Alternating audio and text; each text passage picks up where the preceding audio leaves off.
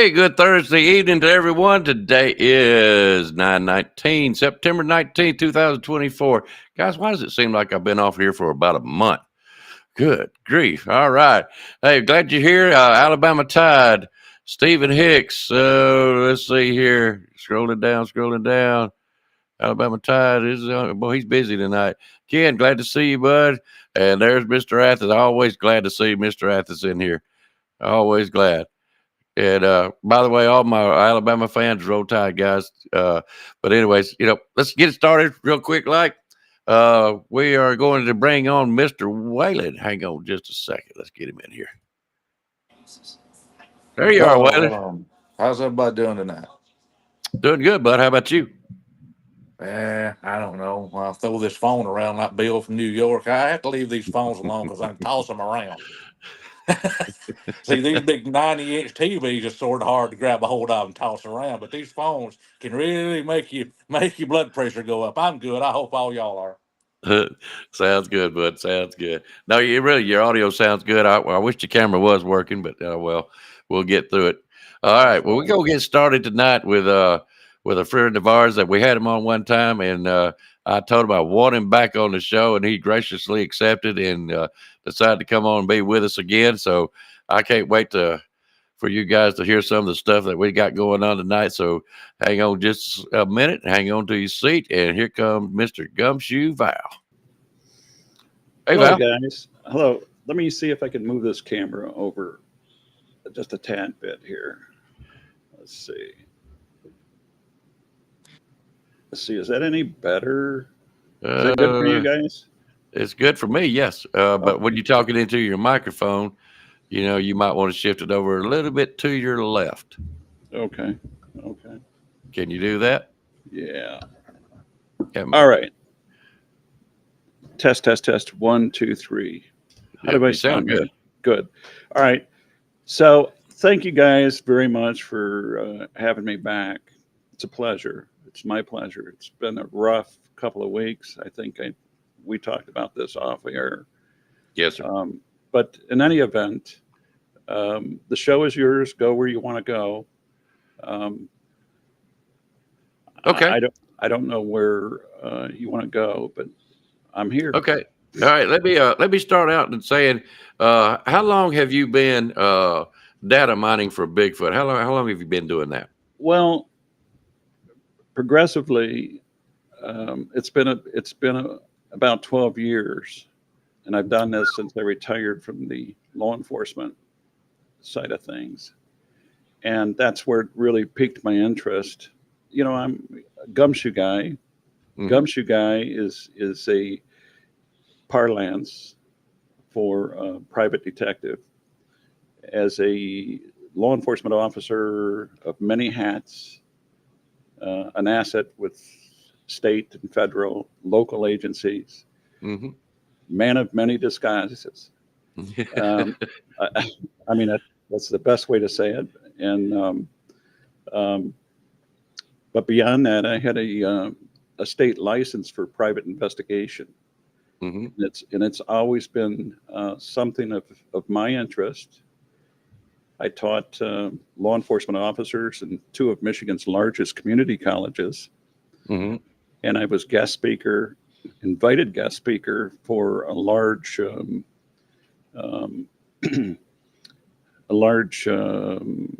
let us say, a large convention of investigators from across the Midwest, a few times in Indiana.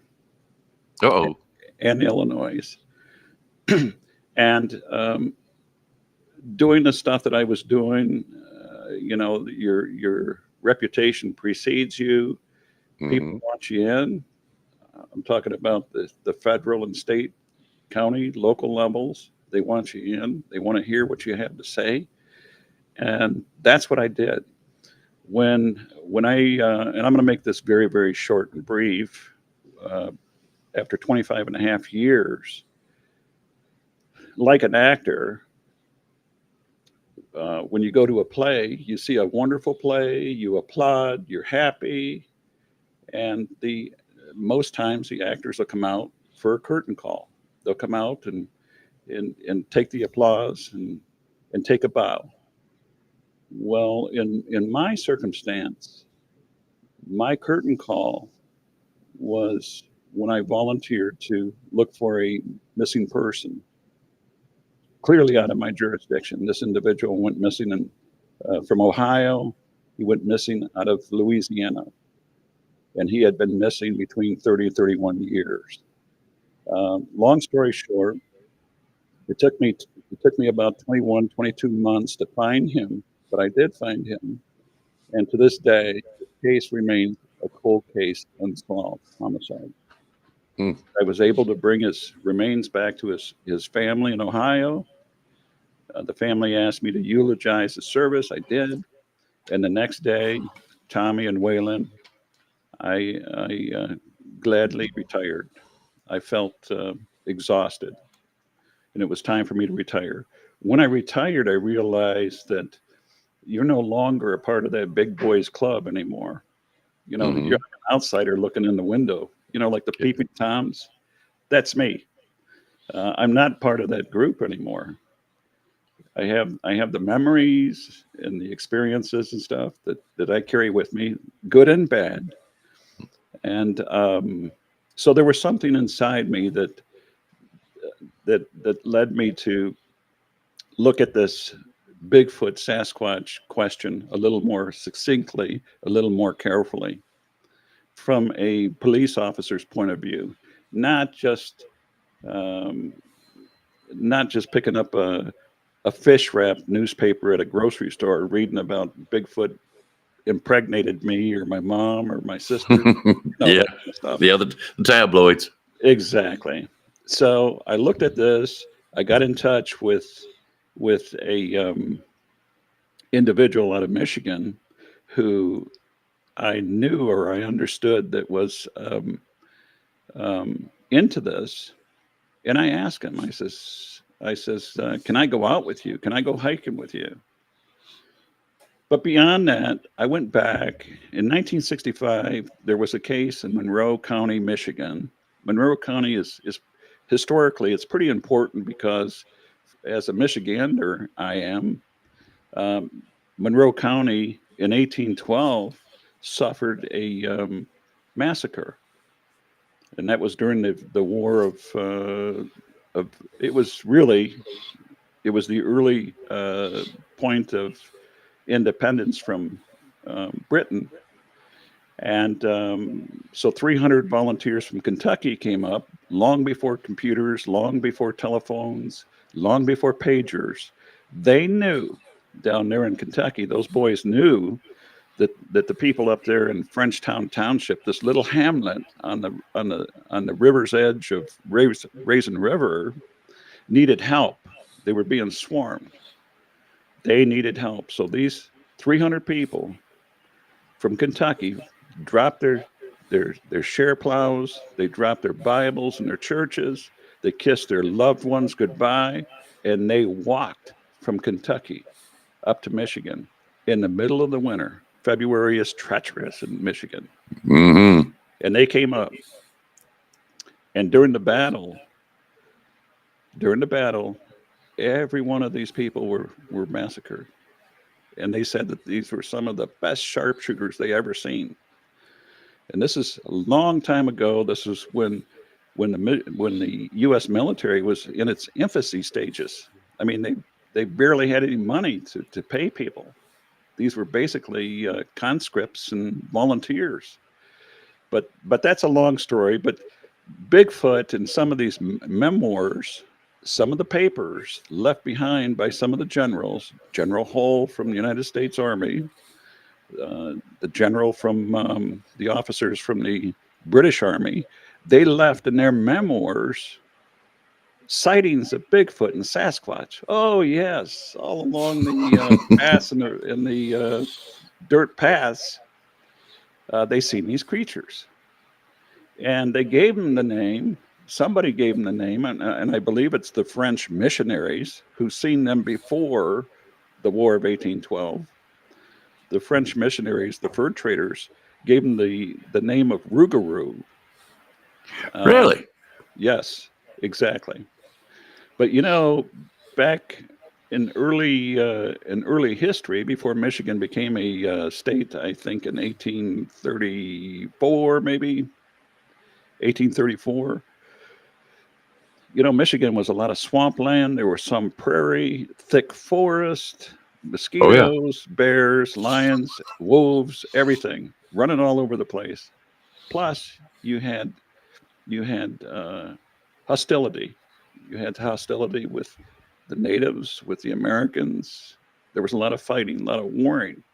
It was very unsettled, very, very wild, untamed country, the Northwest Territory. That's exactly what that was. So, with that background, with that knowledge and that understanding, I was curious about this incident that occurred in August 1965, which I was just a little boy. I was only 12 or 13 years old, probably 12 years old, 11, 12 years old. And this happened a short distance from my house. So it's very, very impressionable to me that this happened. So when I retire, I go back and look at some of these news articles and look at the buffoonery. Again, I'm looking at this from the perspective of a police officer. I'm reading these news reports.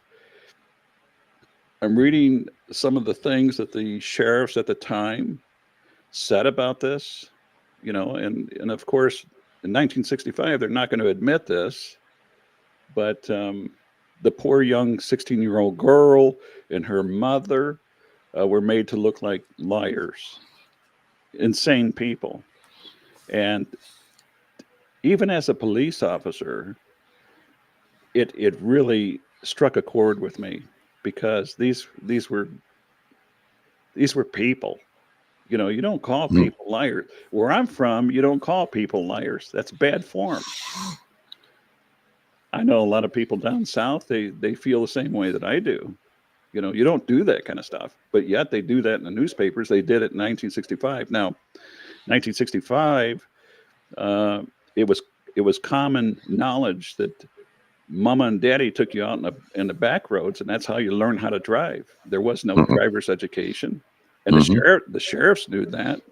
They turned their face. They looked the other way. You don't do that now in a lot of cases, but that was business as usual in those days. I looked at this stuff, and so when I contacted the Michigan Bigfoot researcher and went out with him, it took about 2 years before on July 19th I had my own personal sighting, and it made a believer of me. I'm telling you with my big brown eyes as I'm looking at you right now, it made a believer of me. Those things are real. It's not a tabloid at a grocery store. Mhm. It's for real. Whether I like it or not, my friend, they're real. They're out there. They're all over the place. There's not one state, questionably. I mean, with the exception of Hawaii, I haven't heard of anything there. There's not one state in the continental USA that they haven't been reported. They're down in Indiana, Illinois, Michigan, Wisconsin, the Pacific Northwest. They're all over like rabbits, Now we would multiplying. don't mean to interrupt you, but we Hmm. was talking last night, and we was looking at uh, I was telling you the story about me and No Bear, and how I was poking the bear, you might say, and saying that there was no Bigfoot up here in northern Indiana, not in this particular area that I'm in. Hmm. Because most of it's cornfields, beans, that type deal, patchy woods, you might say. Hmm. Hmm. Nothing really substantial to what I would call supporting a Bigfoot or much less a clan. Hmm. And, of course, doing the shows and stuff and doing a little searching, I found a place that's very, very possible. And we're going to try to find out, of course. But, man, you got to talking and you showed me the map, which I've had the map of the hot spots or the sightings in Michigan. Mhm. And you brought up the idea and the thought that the southeast corner of Michigan, man, that's all I had. Basically, that corridor runs right down into northern Indiana Mhm. and the western part of Ohio. Mhm. I thought that was very, very interesting of the corridor, and it's interesting how you got it set up. Where the major dots are, how conglomerated together. Mhm. You could definitely see a pattern there, and I Mhm. thought that was very. It proves me wrong, but thanks a lot. But I thought Well, that was. Go ahead. if somebody in Indiana, maybe somebody in your listening audience, maybe they have a passion, the time and the effort to put into research. Mm, If they were to develop a spot map, this is similar. A lot of the things that I do mirrors what I learned in law enforcement. The spot mhm, maps, that's not unusual. It's not unique. Law enforcement's did that for decades. That's how they figured out before computers. That's how they figure out where the crime waves were, where the crimes were happening, mhm, using pin maps, with pins and stuff on a cork board. This map that you're referring to is a spot map. Instead of pins, I use um, dots, and it shows where the heaviest concentration of reports are. If somebody in Indiana were to do what I'm doing here, and they've developed a spot map going by the reports of sightings and encounters in Indiana, you would see a path, a heavy concentration of movement just based on the reports, the geographical area of the reports heading right into the areas of Michigan that you just posted here. And that's north of the Fort Wayne area mhm, and the northwest corner of Ohio. Some of it, you see it on the southwestern corner of Michigan. That would be Indiana and Illinois, and that's a lot. That's those are access doors. Those are corridors, and it doesn't mean that they're constantly going in and out of those doors. Uh, I'm going to go out on the limb and say that probably a lot of these individuals who are nomadic in nature probably end up in Canada, back from Canada into Canada, back out of Canada. Some of them, mhm, some of them move back and forth. They're like Bedouins, like like Bedouins in the deserts. They have no home. They're constantly moving. It's all about sustenance. Food, living. When they feel threatened, they move.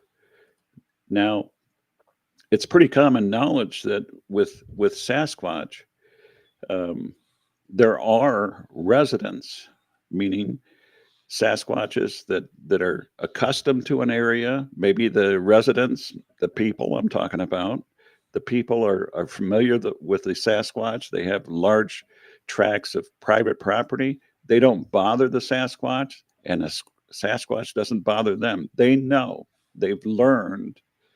The Sasquatch have learned. And by the way, those are called residents too. mhm, Those are Sasquatches that have lived in that area for many, many, many, many, many years. They've raised their babies there.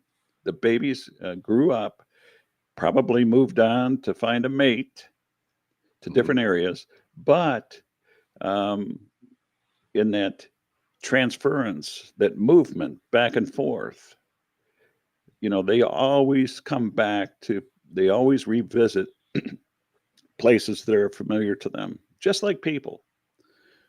In law enforcement, good investigators know that criminals always, mhm, always return to places that they're familiar with. Always count on it.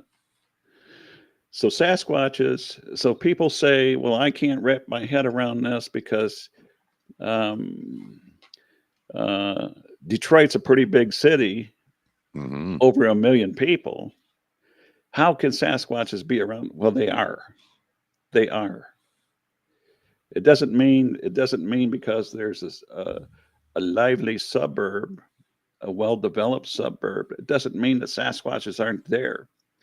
What I'm proposing to you and your listeners here is that Sasquatches are perfectly um, content with living on the fringes of man development, commercialized shopping centers, and all of that stuff. They know, Sasquatches know where people go, there's food. What Mm-hmm. do I mean by that? I mean garbage. I mean fast foods. And they like McDonald's and they like their ribs. They like their chicken. And there's always when you have larger cities, whether it's Fort Wayne, whether it's Chicago, any of those communities that are very, very large, there's got to be outlying suburbs that host regional trash dumps. Mm. Always. Where do you think Sasquatch goes to dig for food and stuff? Right there. That's what they do. You think they Uh, go to landfills? oh yes. Oh, yeah, absolutely. Regional landfills. It's not a coincidence. And we're talking about Bigfoot Sasquatches, and I use that word interchangeably. I don't get into calling them sobs. I don't get into calling them forest people. They're not people Right. in my mind. That's my opinion. Mine They're too. not people. Yep, they're not people. And I mean, we can get into some lively debates over DNA, Yeah. and many people have shown us that each one of us, you, me, and Waylon, and all your guests out there, you lift up a finger, and as well as I do, that nobody, 7 billion people on this earth, allegedly, nobody on this earth has the same fingerprint as you. That's how Yeah. unique we are as people. Our DNA is our map to the world. That's God's gift to us. God gave us several different gifts. One is free will, and one is our identity. That's us. Now we're talking about Sasquatch. I know that if I go get a blood test, my blood is going to show my mama, and it's going to show my daddy. That's what it's going to show. Mm-hmm. The mitochondrial DNA is the most important part of that DNA because it always shows who the mama is. When you're talking about Bigfoot Sasquatches, that mitochondrial DNA shows, I don't know, some argue that it's 98% human mama, but nobody knows what the father is. Mm-hmm. It's not there. And that's the problem. And in my opinion, they're not human. They're not people. No. They're not people. They're not monkeys, but they're Nope. not people either. There's something in between. We call that an enigma, something we can't explain. And maybe we're not supposed to explain it. Maybe we're not supposed to know. Maybe we would all freak out if we knew the truth. But I'll go ahead. uh, yeah, I'm getting into this. I'm getting lost into this. But um, you asked me earlier about explaining what I do, how I Uh-huh. do it, and a lot of this that I explain, a lot of this that I do is like profiling. So, um, so I want to know, 12 years ago, 12 and a half years ago, I wanted to know about Bigfoot. What is it? Who is it? What does it do? When does Mhm. it do it? And some of the interesting things that I've learned over the course of this time was that I've noticed this. I look at the years of the incident. I look at the months. I look at the days. I look at the hours. And it's, as an analyst, I look at all of these things and try to determine, what makes them tick. Yeah. what area do I look at when I'm looking at a Bigfoot Sasquatch? I see the stick formations, and a lot of people say, a lot of people that don't understand this, they'll say, you know what, the wind did that, or the ice did that, the snow weight did that. The problem is when I'm looking at some of these formations and stuff, that's possible. That's very possible, depending on what region of the country you're in. You're in Indiana, I'm in Michigan, and we get some bad winds. We get some bad weather, cold Mm, weather. yep. We get ice. We get it all. We've seen it all. The issue with this is that the longer that you get into this, the deeper you get into this, you start to see patterns. And that's what I look at. I look at patterns, confluences, connections, Mm-hmm. and I call them tells, truths, and tells and confirmations. What I mean by that is when I'm looking at reports, I'm not only looking at reports, I'm going back and researching the area that this sighting allegedly occurred. I'm looking at pictures that people show of stick formations. And when you start to develop this pattern, this kind of pattern, this picture of stick formations, um, 19 or 2003, uh, October, you know, 3 o'clock in the morning, I start looking at these pictures of, of tree formations and stuff. I see the picture. I see the patterns here. So getting back to the patterns, we're coming up to we're into September.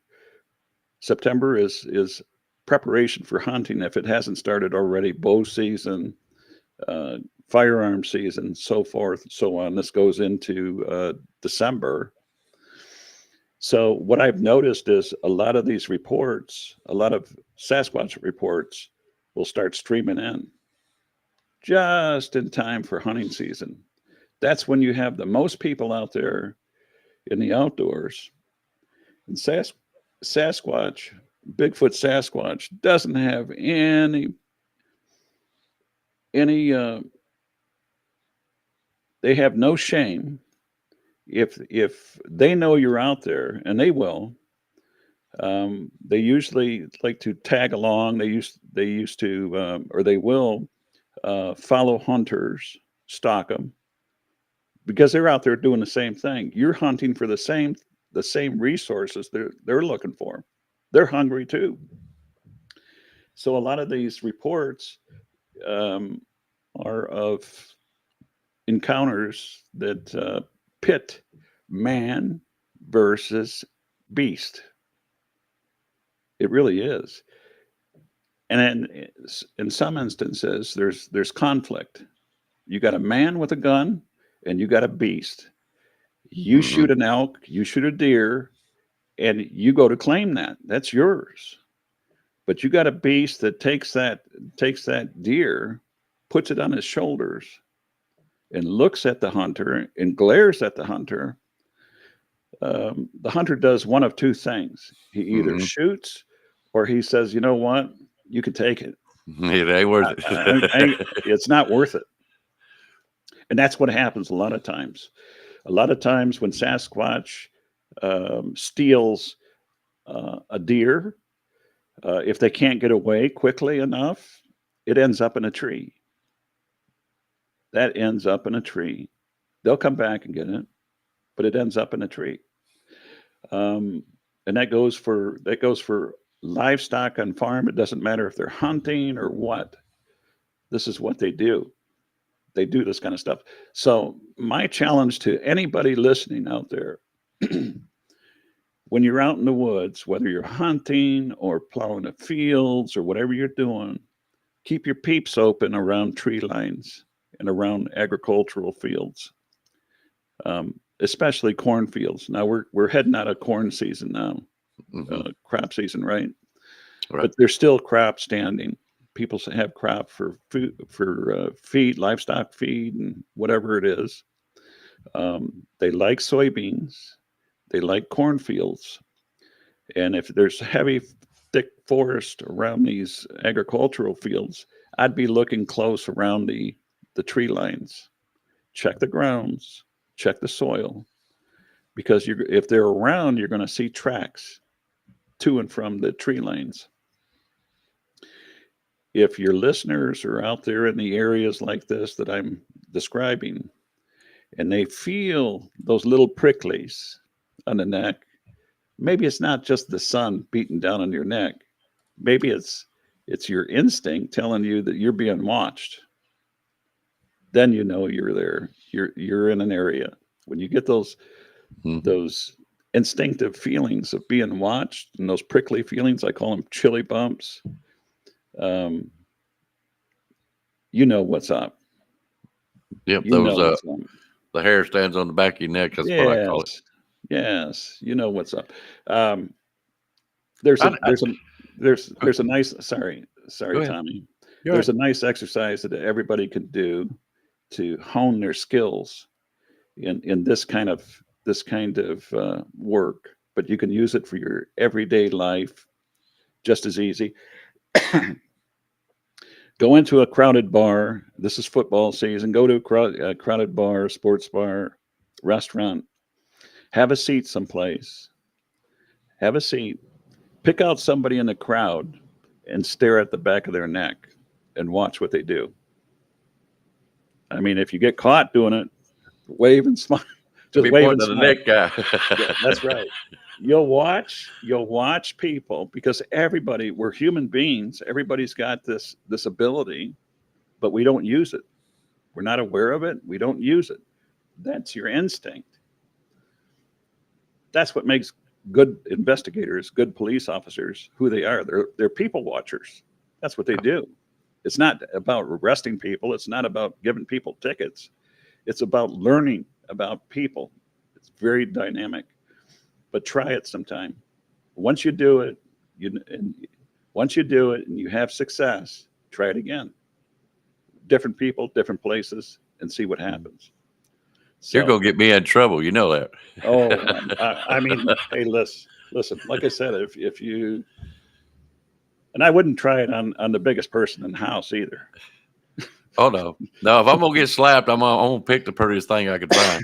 There you go. But I'm sorry. I wanted to kind of shift a gear and go into the left field, because you said something earlier when I was listening, and I've got to hear you talk about this, and I'm gonna try to lead the folks into this. What he was saying a while ago, and so many subjects and categories that he does in these reports is unreal. I believe he was looking at one database, and you said it was over 200 and something. Is that correct? Yes, that's All a right. reference database. Yep. All right. And that's just over these 12 years. That's amazing to me. But you brought up the subject, and I got to hear about it. And I'm going to step outside while you do this, but I got to hear about Bigfoot's, uh, and there's no good way of saying it, tearing heads off of Ooh. his kill. Hmm. Would you care to expand on that and give me about 5 minutes? I'll be listening Sure. to every freaking Sure. word. Trust me. Go ahead. I'll be right back. Well, since from the earliest time that I have found, um, again, looking at this from a investigator's standpoint, um, I look for patterns. I look for repeatable words and actions in these reports, and I'm looking at hundreds of thousands of reports. Right now, I've got 3,000 reports that I'm adding into this database, and it's taken me forever to do this because I always find something that I left out. One of these topics in this reference database, like Tommy had explained, there's over 218 titles What I mean by titles, each one of these titles represents a data point. And for each data point, there might be several hundred reports that populate each one of those data points. So this is very, very in depth, very, very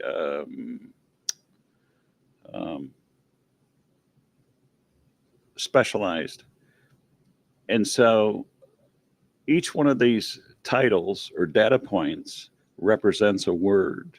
When I look at a report as an analysis, as an analyst, I'll look at these reports, and each one of these 218 words float through my mind. Those are flagged words. When I'm reading a report, I look for instance, there is abandoned buildings.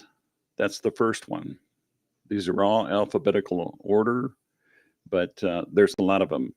Some of the titles, the data points to this huge database is abandoned buildings, abducted, attempted admitting they exist or denying that they exist, aggression, aircraft, all fours, ambush, aroused Bigfoot. I mean, sexually aroused Bigfoot, attacks, attracted by noise, ATVs, that's people on ATVs, baiting and gifting, balls of light, Bigfoot intelligence. I'm skipping through these. There's so many of them.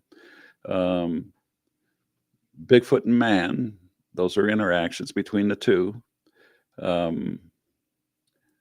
Boating, I'm talking about boaters on boats and stuff. Bone stacks, burial, campsites torn up, cannibals, captured Bigfoots, car pounding incidents, car shaking incidents, carcasses and diets. That's pretty interesting. The types of food, the types of animals that they go after. Caveman reports that people call them cavemen. They look like Neanderthals. That's some of the reports. Caves, I'm talking about reports of Bigfoot in caves, around caves. There's a lot of reports like that. And it goes on and on and on. Bigfoot's climbing roofs of houses. They climb trees. They climb roofs. Motor vehicles, collisions with motor vehicles. Yes, there's reports of people striking deer. There's reports of people striking Bigfoots too, and I'm talking about cars and trucks. And it goes on and on and on. And one of them that Tommy was alluding to was the decapitation. I'm going to go to that right now. And one of the trademarks of Bigfoot Sasquatch is beheading. It's called the medical term for this is atlanto-occipital decapitation. And what that means is that Bigfoot Sasquatches have a propensity.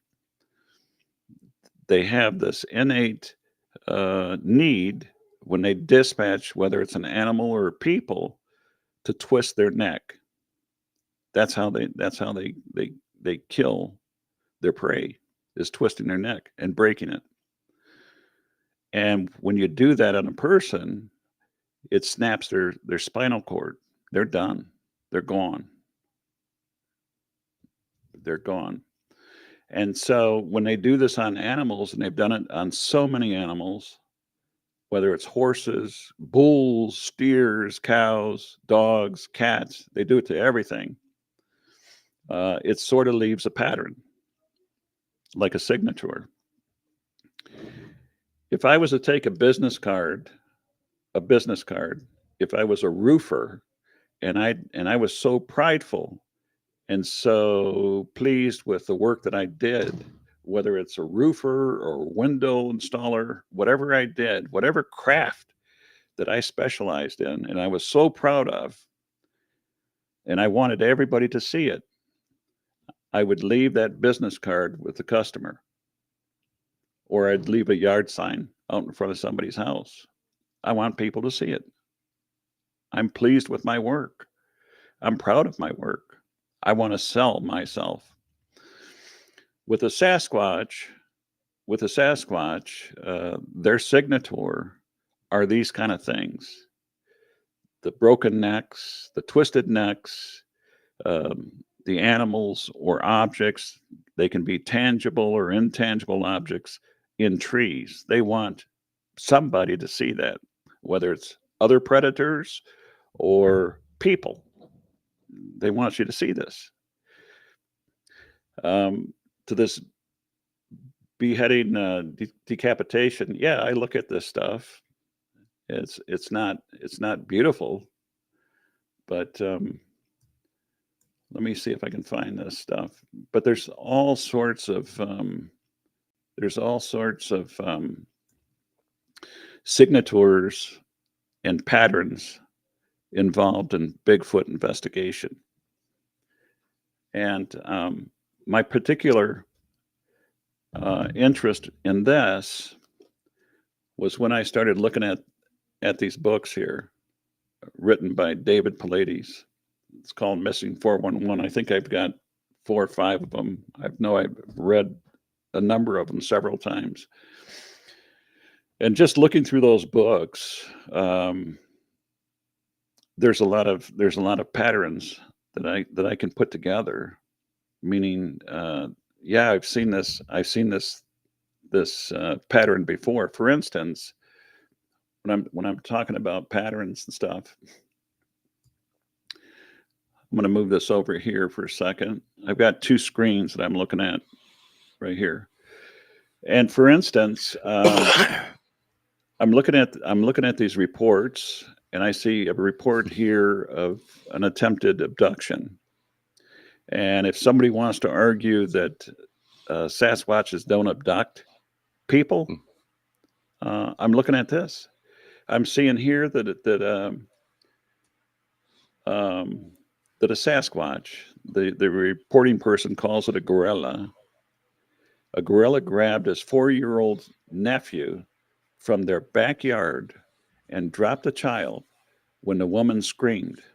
This occurred in Missouri. So think about Missouri. There's no gorillas running loose. So I think it's fair to say that it was a Sasquatch they were talking about. It wasn't a bear. I'm looking at these other reports similar to this, where the driver, which happens a lot of time, you see a lot of over-the-road truck drivers parked on the parking lots or sides of roads and stuff, getting some sleep. By law, they have to do this. And so you got instances where Sasquatch opens up the door and pulls the sleeping driver out of the cab. And I think there's been a couple cases where the truck driver had just disappeared. But there's the truck, but they can't find a driver anywhere. They have no idea. It's a mystery. And what I'm doing, and I've explained this before, there was a gentleman, a police officer, an active duty detective out of Georgia that was on my Facebook group site. And my challenge to him and other police officers still active, whether they're retired or not, is okay. But my challenge to them is I'd like to see more law enforcement get involved in this and quit with all the mysteries. You know, these people go missing and then leave the mystery. And then we, as citizens, we're left to make up our own mind what happened. And it shouldn't be like that. There should be people that specialize in this kind of stuff, that take this research seriously and develop it into a discipline that they can train younger officers, you know, from the beginning, and show them this kind of stuff. And hopefully they'll pick a passion for this stuff. So we're looking at this stuff. There's other accounts where people sleep when people go out to hunt. Some people, like myself, if I don't have a tent, I'll sleep in the bed of the pickup truck in a sleeping bag. There's cases where people have been in their sleeping bags and drug out of the bed of the pickup truck, and they're awakened. And in those cases, like this case that came out of Texas, same thing. That's an attempted abduction. Here's another one out of Oklahoma. The woman says that she was alerted by another mother at this particular campground in Oklahoma to be especially mindful if you have a small baby that you're taking on these camping excursions. Be especially mindful of the babies when you're sleeping. Um, and she explained to the mother, well, my experience was we were sleeping in the tent, and a hairy arm came in the tent, and it was pulling my baby, 2-year old baby, out of the tent, it, bedding and all, pulling it right out with Mama sleeping. And it happened to the same woman. Even after she was warned about this, the same thing happened to her in Oklahoma. So it's the second time that's happened. So the thought is that when Sasquatch, when they lose an infant, and by the way, a lot of times their baby Sasquatches are hunted by bear.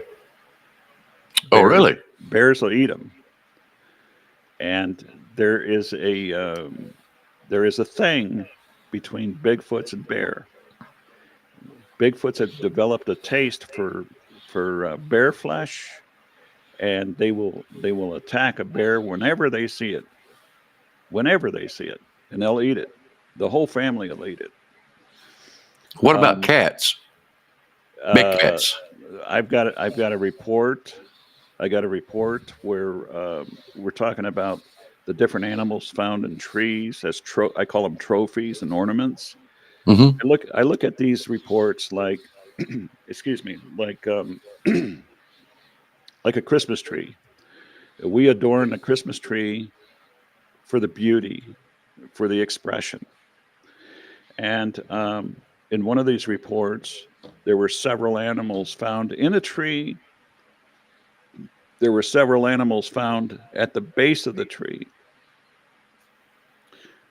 A couple of them were wolves. One of them was a cougar with a head bashed in, Mm-hmm. with his neck broken. And yeah, then they'll take care of the cougar too. Hmm. They'll take care of the bear. They'll take care of the cougar. They'll take care of the wolves. There's several reports of the one in particular, which I thought was quite interesting, kind of creepy. But a hunter was out, and they found 4 dead wolves. I don't know if you guys have been close to wolves before. Wolves are pretty big, and they're pretty intimidating because they're so large. They are large. You see them on video. That's one thing. If you're standing next to a wolf, a real wolf, they're pretty large. They're huge. Yes, they are.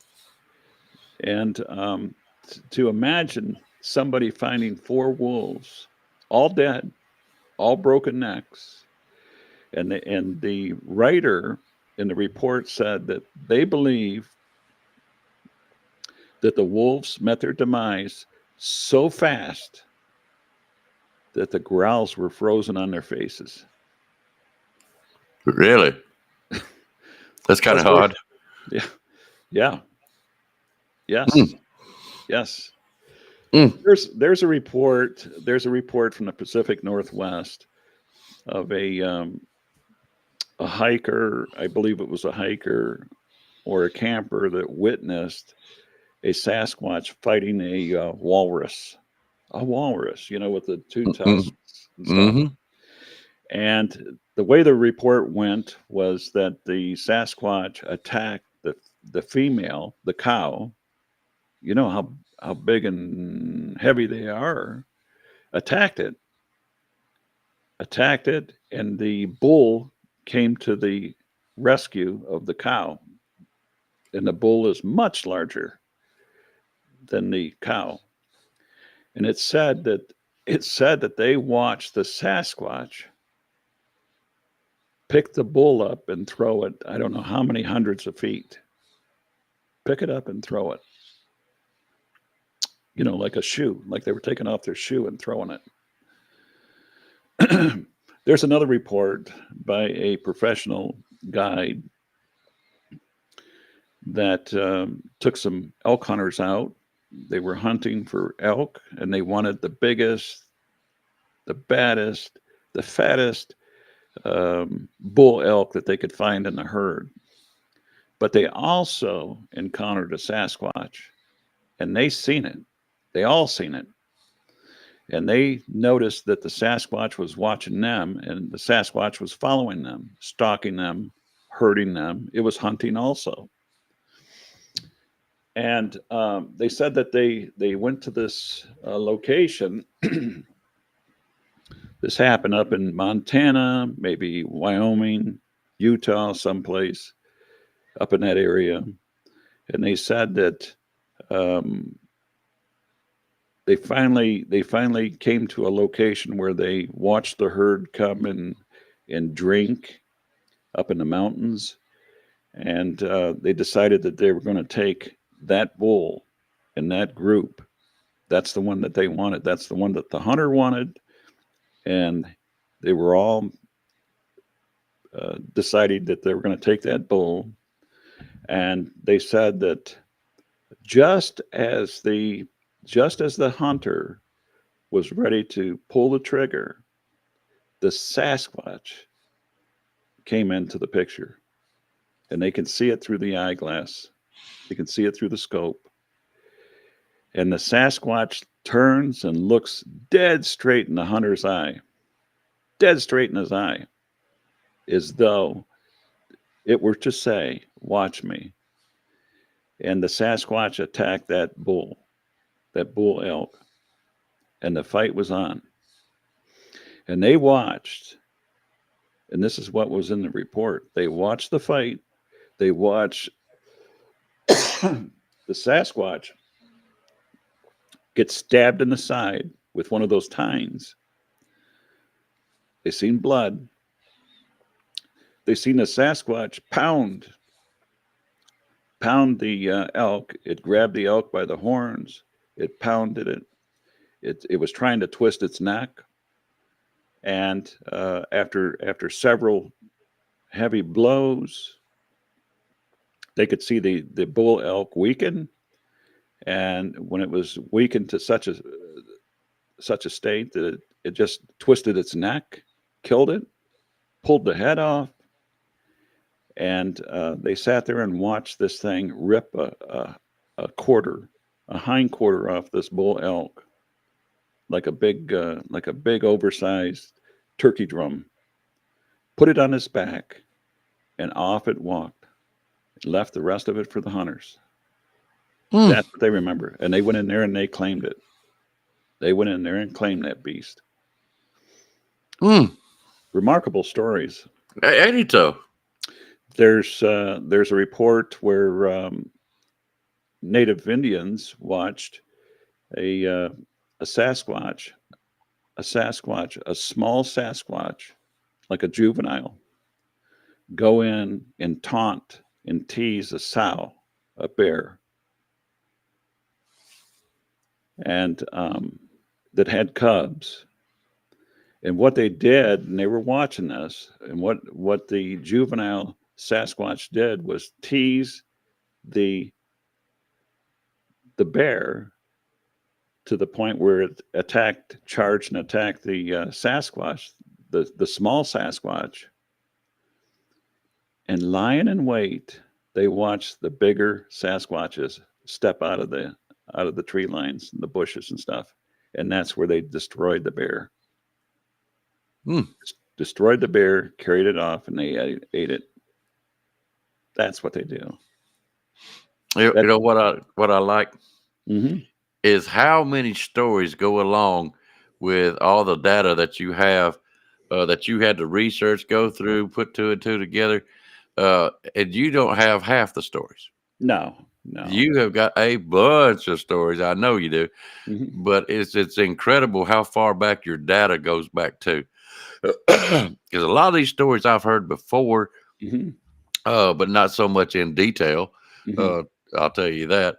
Uh, yeah, I did want to get on one subject. Waylon, you still here? You awake? Nah, I was asleep. You lying thing. Yeah, I was too. I love these stories. Uh, Oh, we're gonna. How many stories? And we was talking about it just before we come on. Um, how many stories do you have of infrasound? Because I've that got, is I'm going to go back into that data set, and I'll tell you in a second here. Some of these have several hundred reports. Some of them only have 100 reports, depending on what the subject topic is. Um, let's see here. I just had it up a second ago. Let's see here. I apologize. I've got no, no, no, no. You're fine. two That's different two different monitors I'm looking at one time here. Let's see here. all right. While you're looking, Ken is my skeptic. Hmm. He's a Tennessee fan. He's a good guy, and I love him to death. But he is my one is skeptic that I want to take out in the woods and just to see how he would react and do. I think that would be fun to do. But yeah, Ken, they are some pictorial graphs out in the West, and they are drawings of Bigfoot. Yes, they are. Yeah, there's California's got a famous one, Hmm. pictographs, and Michigan's got one, by the way. Oh, does it? Yes, and the funny thing about this is this is on the shores, I believe, of Lake Michigan, um, and it's a cave. It's actually a cave. At one time Hmm. in the Great Lakes, the water used to be deeper than it is. You know, Michigan was formed by glacier, Hmm. and I believe at one time there there wasn't any water there, and they know this because there's um, ancient structures and stuff at the bottom of the lake. So they know that early man used to walk and live and thrive, you know, in those areas that are now the lake full of water. But at some point, the water had to have been deeper, higher than it is now because um, there's a cave off the shore of this lake that the U.S. and the state has now locked up and sealed. It's off limits to people. Hmm. Probably a large part of it due to the defacing and all that kind of stuff, stealing, you know, artifacts and stuff that were in. But Graffiti, yes, all that kind of stuff. so there was pictographs on the wall of a creature, and it was dubbed the Spider Man. And the creature drawn on the walls looks a lot like the early pictures of the Momo monster of Missouri. How uncanny is that? Yeah, really. And it's on the wall. So what they found inside the cave, on the floor of the cave, was a lot of early. I'm talking about early man sharps and points. I'm talking about arrowheads and spear Hmm. tips. They found this in the cave. So this is just a thought. This is just my opinion. The water levels had to have been much higher at one point, at some point in history, to allow a canoe to float near the cave, and they seen something that scared them and terrified them to the point where they were willing to shoot arrows. You know, in early times, man didn't have the luxury of wasting their weapons, their arrows, their Mm. spears, their hatchets, anything. You don't just throw that stuff away. But yet, that's where a lot of these artifacts were found inside the cave with those drawings on the wall, Hmm. those hairy man creatures imprinted on the walls and stuff. So this is Yeah. very, very old, very early. And as far as I'm concerned, I think I can walk the Michigan Bigfoot existence back to the 1600s. Ken, if you're willing, but I'll take you. I'll take you. I've got a hunt coming up, and as soon as that one's over with, I'll take you, bud. Yes, sir. Tennessee ain't that far away, but you better not run and scream like a girl. You better not. Does So, Ken wants to believe, but he's waiting to see if I get beat up or something else because I'm mhm, an Alabama fan. mhm, He's gonna fight it tooth and nails that there's no Bigfoot. You know what I mhm. mean? But like I said, he's all right. Ken's okay. Well, I always say, um, many a man, many a man. I'm talking about mean suckers Oh yeah, too. yeah. Many a man have developed jello legs, loose bowels, and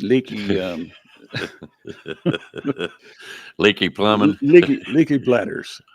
Uh, and I understand this. I Oh, I understand. understand this. I, Yeah, I it's, I get it. So you asked me about the infrasound. How many yes, sir. entries to this? Hmm. Right now, I'm looking at 565, and I'm That's just still. in Michigan. That's all over the country. Oh, is it okay? That's all over the country.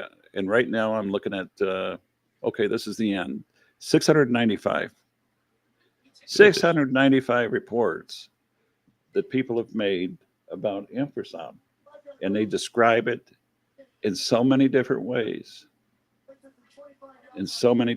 by so many different people. And it's hard for me to, it would be hard for me, just an outsider looking at this, to dismiss this out of hand. You can't reason, you can't make logic out of this. If there was nothing there, it would be difficult to look at 695 people and say, you're nuts. What are you talking about? That's crazy. Well, from what I understand, okay, that's why I keep bringing it up to folks every now and then here and there. Um, I've heard that it's a low pitch kind of a growl, and the effects of it is I don't know if it happens right then or later, as somebody has told me once, that they get sick, they get headaches. Hmm. Some I've even heard stories of where it just it wipes their mind out a little bit, and they don't know what to do. It's just like all of a sudden they just blank out or something. I really don't understand how the infrasound would work, and I know it's a real thing. Scientists have proven it to be lions, elephants, Exactly. other creatures. I'm sure Hmm. that they do have this ability, and they use it to like stun their prey or something like that. Hmm. Um, it's not beyond my comprehension that a Bigfoot could do it too, Hmm. because Hmm. uh, I'm gonna just say it plain like this. One of my trainings in the Bigfoot calls is that you got to get low. Hmm. You got to get Hmm. low, and like you was talking about the gentleman earlier on your show, and I know who you're talking about. I don't know if he wants me to mention. I don't care to mention him, but I don't know if he would appreciate it or not, so I won't do it. But he was saying that his recording devices only went down to 98 hertz. That's You right. know, and Yes, you remember that. yes, sir, I sure do. I was there, Hmm. and we had a discussion. Hey, old bear, glad to see you, buddy.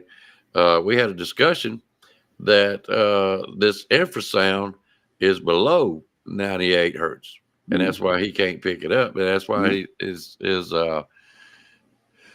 his conclusions could be, I ain't gonna say they're false because he's using what the best that he's got, you know. Mhm. So I ain't saying that his conclusion is false. It's just I don't think his equipment is up to par. And who was it I talked to? Somebody said that. Oh, I don't remember who it was. Um, they saying that they're using EVPs for these paranormal investigations and such. And I tell them I don't care nothing about paranormal. That I'll leave that up to you, braver men. I've got enough on my plate with Bigfoot. But they are saying that you can probably use these EVPs recording devices and get down below that 98 hertz and possibly pick up infrasound. I've never heard of that, but it sounds interesting. I'm like you. I'm not interested in that. A lot of that stuff on that side of the table, to me, in my opinion, is like walking through a briar bush. You know how you get those little burrs on you, those hitchhikers? Mm-hmm. Um, I got enough going on in my life. I don't need outside stuff attached to me.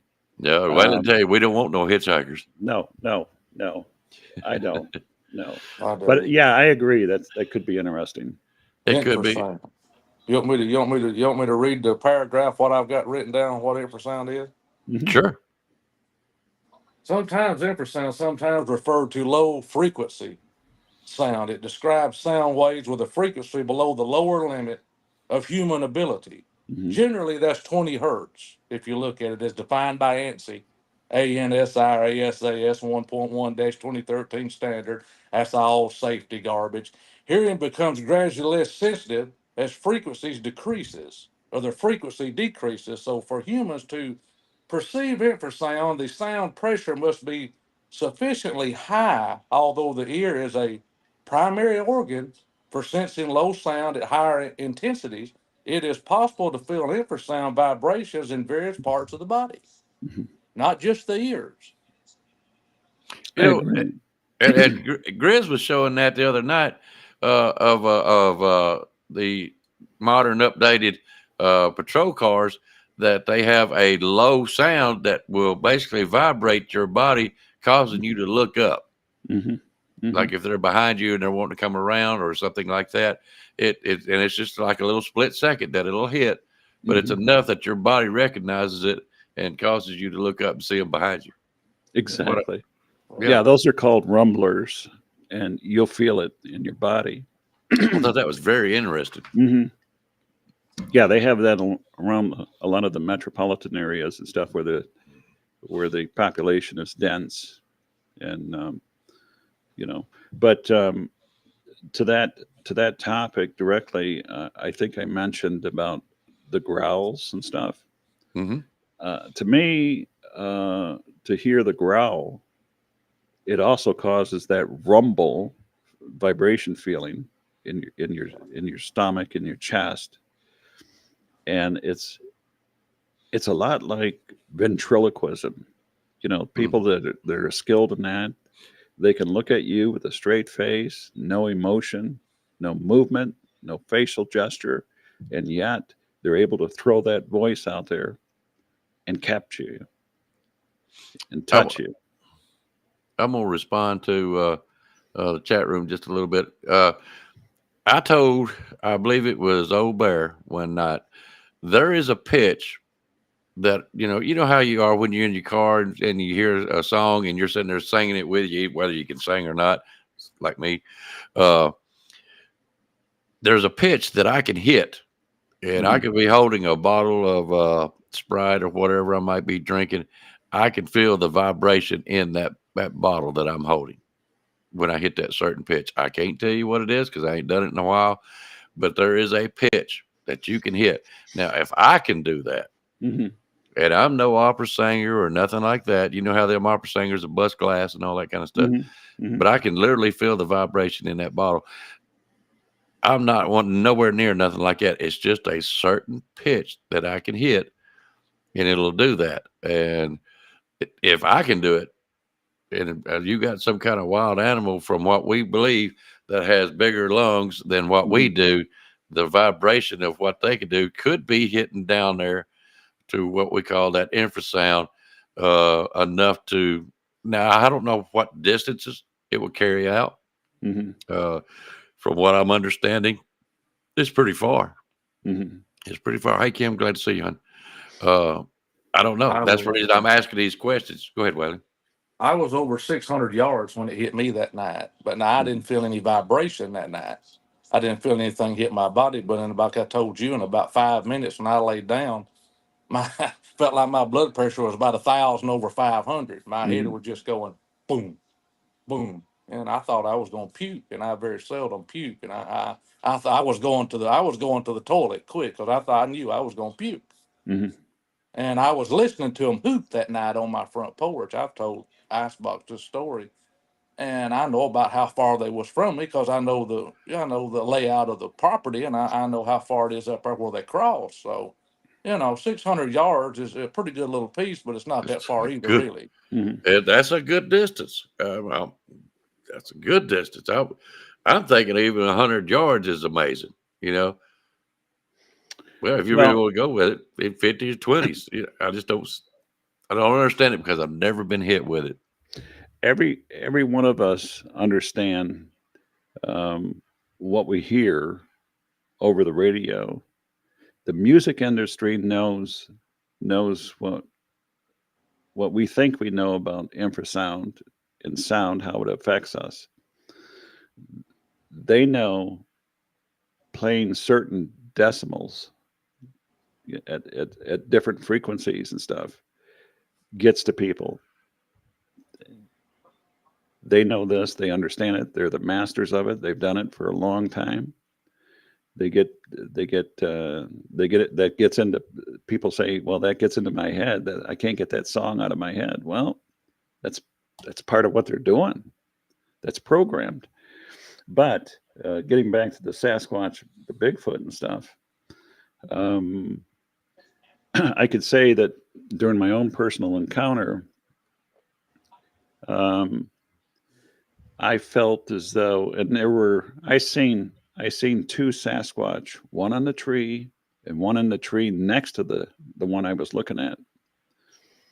And then the photograph was shipped off to the UK, and it came back with circles on it, and they were pointing out at least 4 other Sasquatches around us that I didn't see, and I thought I was pretty slick, pretty conscientious and stuff, but I did not see these.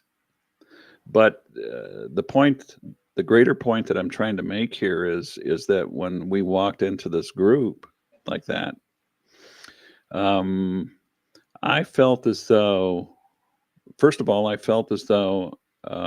was very, very fatigued, unnaturally, like my energy was being sucked out of me. And it felt as though several people or things or individuals were talking at me at one time, much the way I would say if you walked on the sidewalk and you seen a group of people in the middle of the sidewalk and you walked up to these strangers and got engaged with their conversation. They want to know who you are, what's your name, where you're from, what do you want, and all this kind of. This is the kind of stuff that I felt. I didn't see any lips moving. I didn't hear any voice, but I felt all this stuff at one time, all of these emotions at one time. And I knew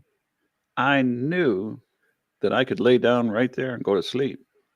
But I also knew that if I go to sleep, this is how people disappear.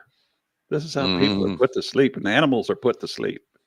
People say, well, I can't believe that Sasquatch would mess around with a horse of all things. Well, you could if you understood that they put them to sleep. They put them to sleep. I knew that it was time for us to leave. Don't play around, leave these things alone. leave them alone and get out of there and leave. And that's what we did. That was our decision to do. We left, stepped out of the tree line, and right there at the transition between the tree line and the agricultural field, I think at that time was soybean field, there was the imprint. I took a picture of it. It's on my Facebook group site. It was 17 and a half inches. 17 and a half inches multiplied by 6.5. That's the formula. Yeah. That comes to about 9 foot 4 inches. And I told my partner, we paused long enough to take a picture of this, measure it. And I told my partner at the time, Bob Daigle, if that thing comes out of the tree line on all fours, I said, brother, I'm going to have a heart attack right here. You in trouble. Yeah. I just want to leave. I just want to go home. I don't want to talk about it. He says, well, what's going on, Val? What did you see? He didn't see it. His back was turned. I had the camera. And I said, I just don't want to talk about it. I just want to go home right now. I got to go home and think about what I seen. And I'm going to go home and take this memory card, this SD card out, slip it in the computer, and confirm what I thought I seen. And by golly, guys, as soon as I got home, 11 o'clock, 11:30 at night, I popped it in there, and I about fell off the chair. I fell off the chair. No, Stephen. Yeah. No. I couldn't believe it. Couldn't believe it. Anyways, those photos, a lot of other photos are on my Facebook group site. If anybody's interested, they can go on there and look. Michigan Bigfoot reports and data. Gumshoe Guy's Corner. That's me, Gumshoe Guy. Again, the Gumshoe is a moniker. It's a word. It's a name that old police officers used to call private detectives, and they picked up this name at a time before a lot of modern electronics. You know, your computers and available motor vehicles and stuff. Back then, years ago, a private detective might be doing a lot of walking on the sidewalks, and in the summertime, you collect the gum on the soles of your shoe. When you sit down, people can see the soles of your shoe. They can see the gum sticking to your shoe. Mm-hmm. Thus, the name Gumshoe. Yeah. That's where it came from. Ken, I'm gonna answer you two things for you, brother. Go to Michigan Bigfoot Report and Data. That's Gumshoe Corner. He's got all kinds of pictures in there. I've seen this picture that he's talking about of his sighting that he sent over to the UK. I've seen that myself. But go over there and check him out. And you'll see some stuff. And to answer if Bigfoot was real, I would expect him to be an herbivore more so than a meat eater. Hang on a minute. And some of those herbs can make you disappear. It just depends on whose garden you got into. But yes, they are herbivores. I believe it. Any one of these guys can correct me if I'm wrong, but I believe the herbs, roots, and berries and nuts and such things as that is their main diet. Meat is basically just like us. We got to eat meat. I mean, these vegetarians, you see how they are. We got to have meat, and so do they. But you can't kill a deer every night or whatever, horse, cow, coyotes, wolves, whatever you want to call them that they're after. You're just not going to, you know. And that's why I say their main diet is herbivores. Let's put it that way. But anyways, we're fixing to get out here, guys. We've been here an hour and 21 minutes, and I tell you, it flies by. It flies by when you get to. Val's got a lot of interesting stories, and he didn't even dip his toe in the water on this. No. There's a lot. There's a whole lot to this. I would be happy to come back again some other time, and we will definitely get into the Civil War aspects of Bigfoot encounters and stuff. We'll get into some of these reports of people killed by Sasquatch. If people are interested in hearing this, and Oh, seeing they love those. gory stuff. Yeah, we're coming up on Halloween, Yeah. I'll tell you so what, we'll try there's to a lot get of another stuff. one in for before Halloween, right around that time. How's that? And yeah, I definitely want to hear the Civil War stuff. Yeah, for the gory people, we'll go ahead and talk to people being killed. But I'm gonna tell you what, uh, it's not always what I call a passive meeting, and some of this stuff really does happen. And these guys probably do want to hear about it. I look forward to it, Val. I really do. Well, thank you guys for having me, and once again, you guys have a good night, and I'm gonna slide on out of here. Yeah, I gotta get ready to go back to work again tomorrow. Well, you got anything for tonight, buddy? Oh no, I'll save it for another show with about the three toed stuff. Yeah, we can get into These, that.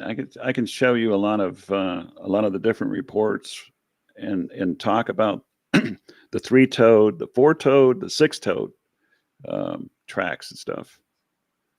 Mm. I had a scientist tell me the three toed and this is not a scientist that we all know. This is another guy that I know. He says that there are not Bigfoots. They're a race of people that have been here since the beginning of time, Mm, before time, just mm, about. I mean, some people don't want to get into that deep. A lot of mm, people don't mm, want to talk about it because it sounds about as crazy as some of the Bigfoot stuff. But I mean, it wouldn't surprise me at all that one guy told me they had a lifespan of probably over 1 million years each. Mm. 1 million years each. and that They was could after, live. They and could that, live that long. Yeah. and he told you that. He told me that. He said he said we know they were here. He said they were a larger version of a frog. Mm. And he said the hieroglyphics and all that stuff is, you can find that also, just like you can everything else, if you go to the right spots where the people drew them on the caves. And even before that, he said they probably had a hand in seeding the human race. Mm. Well, And he said he well, had never saw he said he had never heard the government tell him anything about a three-toed Sasquatch. He said he had mm, never heard anybody speak about it. And he delves into this subject, and he's worked for the government also itself. I'm not mm, going to call his name, but mm, mm, I don't know. It's hard to believe. It is really is. There's a lot of things that's hard to believe. You go on my mm, Facebook page and look at my version of the sun versus the Earth. A mm, lot of people don't want to believe that, but if the sun is 93 million miles away and we can see it, mm, in my calculations, it's about 757,000 miles wide. mm. I mean, our eyes are not set up to see something 93 million miles away No, unless it is the no. biggest thing that we've ever seen in our life.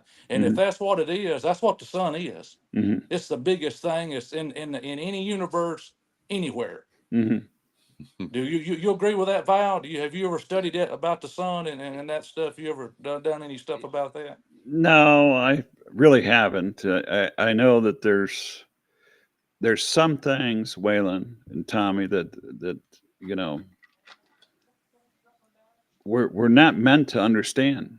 I mean, No. we can contemplate it, we can think about it, but it's all conjecture, it's all guess. And I, for one, I know I've seen people out there before calling themselves an expert. Just Right. call me expert. No, don't do that to me. I'm Val. I'm the gumshoe guy. I'm not an expert. This is, I read this, I study it, I research it, but I'm not an expert. I'm not an expert. Anything I say is my opinion, and it can be Right. challenged and argued and debated and stuff like that. But that's the way I look at this stuff. Um, We talked about the sun. I asked him several questions about that too, and mhm, that was his opinion, and I have to agree with him. Unless it's local, mhm, like the moon's 250, maybe 300,000 miles away. If we can prove the sun's local, mhm, then you can throw that 93 million miles, like he said, in the garbage. But he said it's not. He said we're just dust in the wind. mhm, mhm. Oh yeah. We could be obliterated anytime we wanted to if the Well, sun people if want to the argue that there's no yeah. such thing as Sasquatch because they never seen one, but I asked them, I said, Right. Have you seen wind? You see what wind does. Do you Exactly. see air? Yeah. I mean, we know it exists. We wouldn't be alive if it didn't exist. No. But there's just some things that you can go round and around and around with people about. Oh yeah. You know. But anyways, guys, I gotta run. Yep, Thank we do you too. for having me on the show. I appreciate it. Val, I'll get back in touch with you. We'll get you back on, especially around the Halloween. That ought to be very, very interesting. Very That'd be interesting. very good. I was going to say something to Stephen. The Hopi Indians, we talked about that the other night. The Hopi Indians, they call the dog man Indian devils. Hmm. Yeah, It's I've seen what the that. Hopi calls them. Yeah, and Mhm. it's because the man loses his soul. It's a black magic thing that they get into. Mhm. And Really? a lot of people don't want to believe that. But if you got good, you have bad, Mhm. Oh Mhm. yeah, right? Am I Mhm. sure. right or wrong? Yes, That's we right. got dark and we got light. Right, Absolutely. Yes. right. Gentlemen, it's been real. Thank you very Mm. much. Yep. Thanks, Thank you, brother. Val. Thank you, Waylon, for coming on. And guys, I'm gonna get out of here. Y'all come back and be with us again. We are definitely set on schedule. We are Thursday at 8 o'clock. Y'all come back and see us. Val, thank you very much for coming back on, bud. I My enjoyed pleasure, it. my friends. Bye now. All right. Guys, y'all take care. We'll see y'all next Thursday.